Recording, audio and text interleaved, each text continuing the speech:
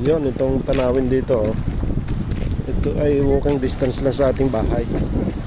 Ayan ang mga tanawin dito, eh. Makikita mo na yung bangka.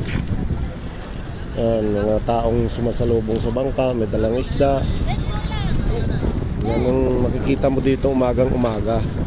Kaya hindi ka dito mabuboring. Yan. Diyan naman sa kabila ang fishport. Ayan ang ating sasakyan, oh.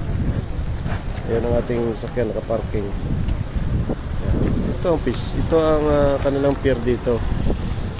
Ayan naman ang fishport. Yan naman sa likod ng ating bahay. So, umagang umaga, hindi ka mabuboring dito. Kasi napakaganda ng tanawin. Yan ang bubuka na sa'yo sa alas 6 ng umaga. So hindi ka mabuboring dito. Ganyan dito. Simoy ng dagat. Maliligo ka. Dami ka mabibili yung prutas. Kain. Pera lang ang kailangan mo rito. Ayun. So hanggang dito na lang muna.